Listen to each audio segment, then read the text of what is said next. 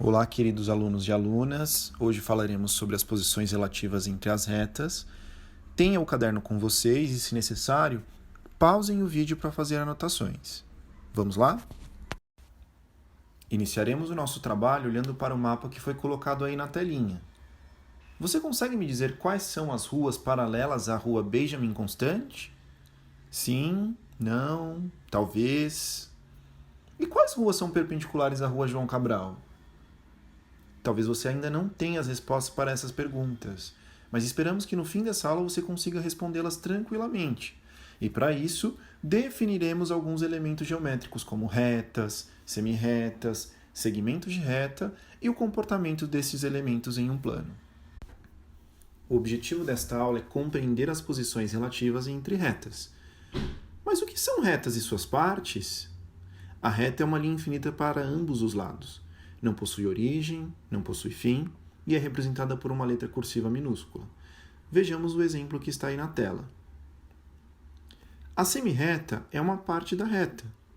Possui um ponto de origem, que é o ponto de início, que nesse caso está sendo representado pelo ponto x, mas não possui um fim.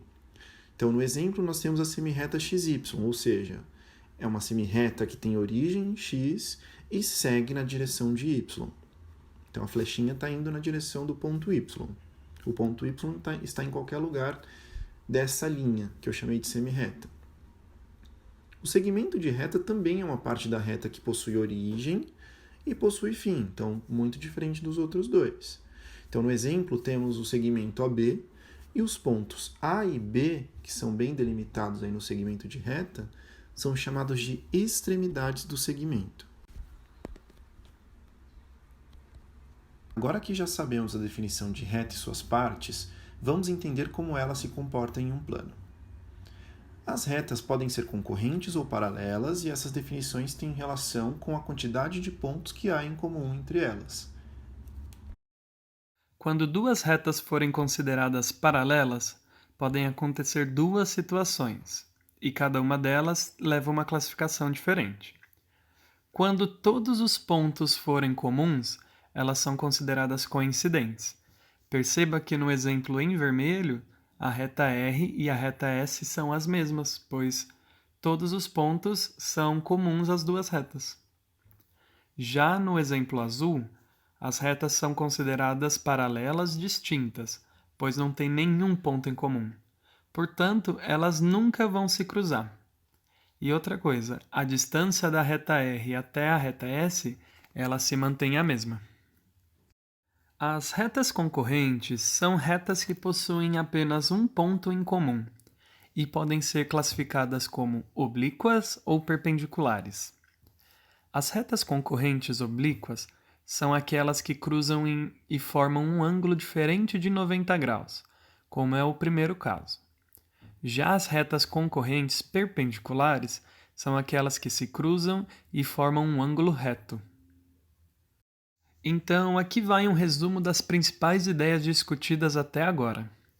As posições relativas entre duas retas têm relação com a quantidade de pontos em comum entre elas. Se não há pontos em comum, elas vão ser chamadas de paralelas distintas. Se há um único ponto em comum, elas são chamadas de concorrentes. E, caso tenha todos os pontos em comuns, elas vão ser classificadas como paralelas coincidentes. Quando duas retas possuírem apenas um ponto em comum, elas podem ser chamadas de perpendiculares, se formarem um ângulo de 90, ou oblíquas, caso algum ângulo diferente do reto seja formado. Solicitamos que agora vocês pausem o vídeo para realizar um registro sobre as ideias tratadas até agora.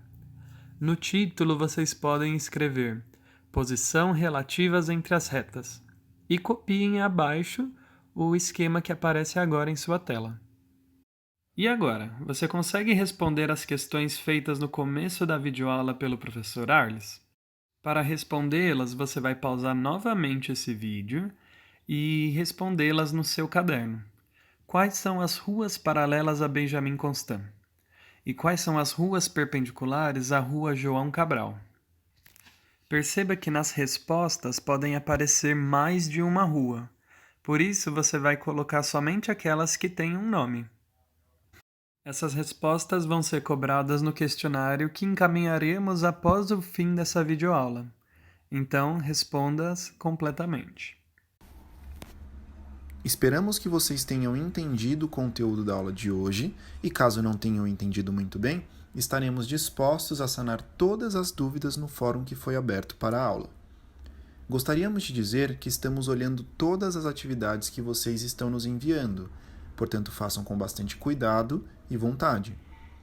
Corrigimos a atividade da aula passada, questionário por questionário, atualizamos as notas e fizemos comentários.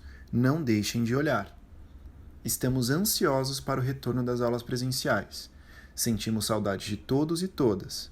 Bom fim de semana! Este material é para uso exclusivo dos educadores e alunos da Escola Móvel. Reprodução proibida.